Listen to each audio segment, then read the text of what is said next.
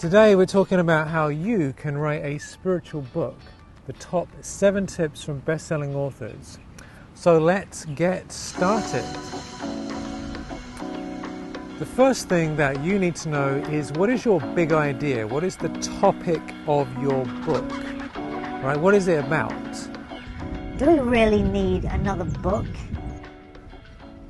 Everything that's been said has already been said before, but since no one was listening, or they didn't practice it, it all needs to be said again. There are so many books around, and we need to have a good, clear promise or benefit. Why is your book different from anyone else's book? Books basically either entertain people, or they solve problems, or they help people get what they want. And if you look at all the best-selling books and you do some research, you'll find that they are titles which are very clearly showing some sort of benefit. For example, my best-selling book, Get It Done, is very clear. It's get it done. It's about getting things done. I mean, you can't get much clearer than that. There's the great book, How to Win Friends and Influence People by Dale Carnegie, which again is a very clear title. Ariel's best-selling book is called 3 Seconds to Being Your Higher Self. So people who want to experience their higher self, they can do it in 3 seconds, right? So that's a very clear title. So the first thing to think about is, what is the topic and title of your book?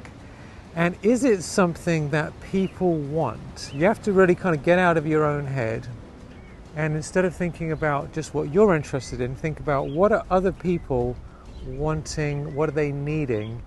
So what can you write about that is going to solve a problem that people have? The next thing you want to do is to create the contents of your book. You know, most books have some sort of contents page.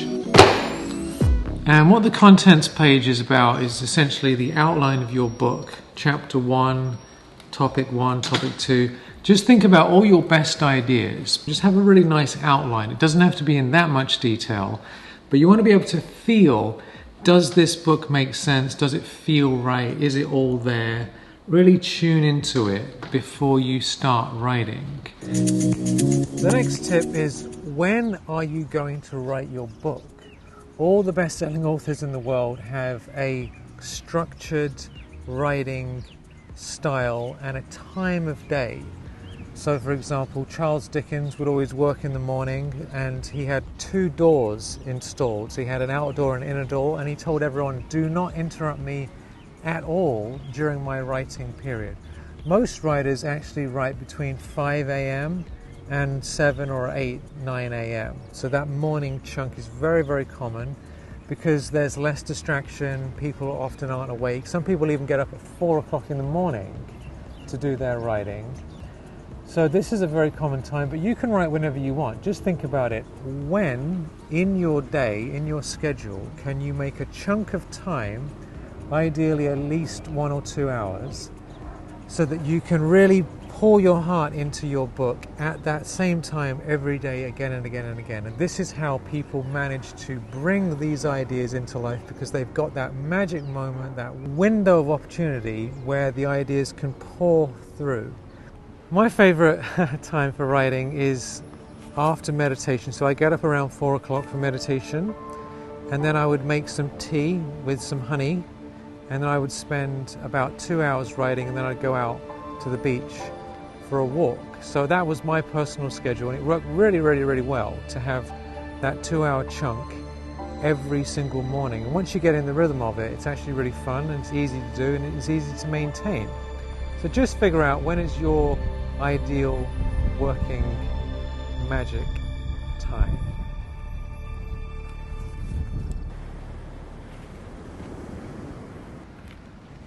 The next tip is to add stories to your beautiful books, because let's be honest, people love stories.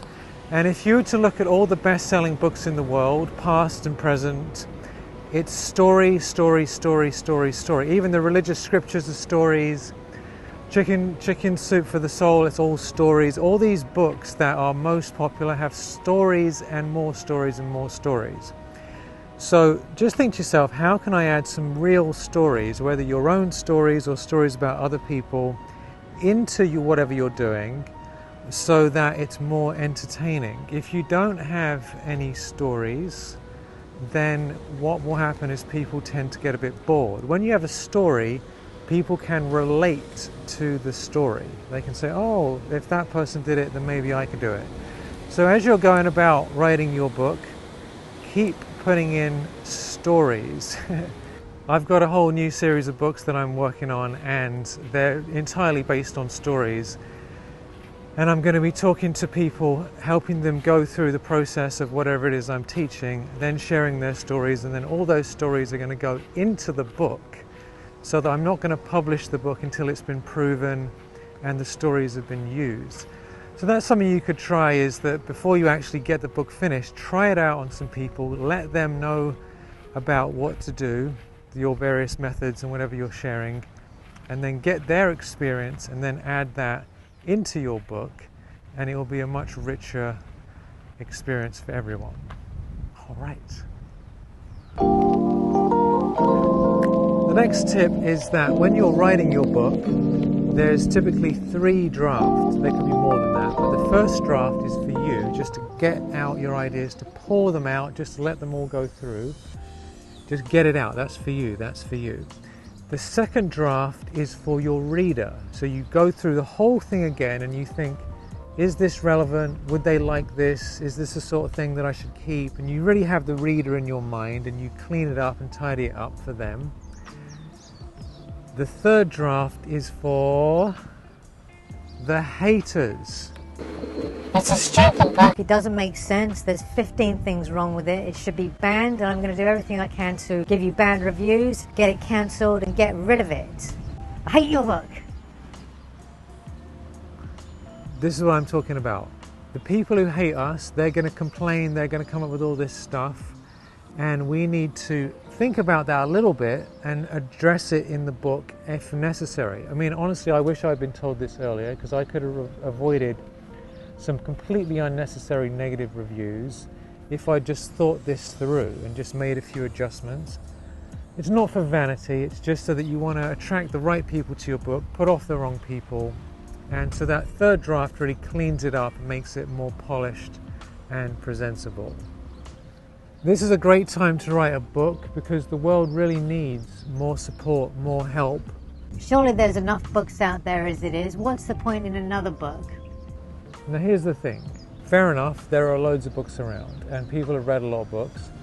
The real issue though is that many people have not applied the books that they've read about, and also the way you say things and the perspective you have and the way that you explain things can sink into someone's head and into their heart and into their life in a way that nobody else could do. I've had many people tell me that they've heard all these ideas and concepts before, and then I've said something to them, or if I've written something and they've read it, and they kind of go, wow, I finally get it, and I'm actually using it in my life. So even though there are all these books around, thank you very much, there's still a need for your story, your experience, and you're going to connect with a new audience. This next tip is a little bit dark, so let's come into this little cave tree. Something that every writer faces sooner or later is they got too much stuff, and not all of it, if they're honest, is really working or necessary. And there's an expression, murder your darlings. Murder your darlings. And what it means is what it sounds like, is that there are normally these little things that we love. It's like, oh my God, I spent so long writing that, and it was my favorite thing, my favorite character, my favorite story, my favorite idea. But it just doesn't work. It just doesn't fit. And so your job is to take an axe, take a pen, hit delete, just get rid of it. I know it's hard. I mean, I've had a hard time with this myself, to be completely honest. What I've realized is that less is more. Okay, that's probably enough. Let's move on to the next one. The next tip is to get a good editor. If you read a lot of books and you go to the author's acknowledgement section, you will see that they, again and again and again, they say, thank you for my editor who took this messy thing that I did and polished it up and cleaned it up and tidied it up and gave me suggestions. And editors make a huge difference to writing. We think, oh, I can just knock it out and send it off, and it's no. We need an editor. I'm not talking about a proofreader for grammar. I'm talking about someone who goes through it and cleans it up and finds inconsistencies and gets it in better shape. A book with an editor, a good editor, becomes a doubly good book because it can really bring it to life, clear out the cobwebs, expand on the things that are missing. So get a really good editor. Once you've done that and it's all polished, then you can publish your book. And there are a few different ways to do that, and if you're interested, you can check out the video over here on how you can publish your book. Lots of love and have fun writing.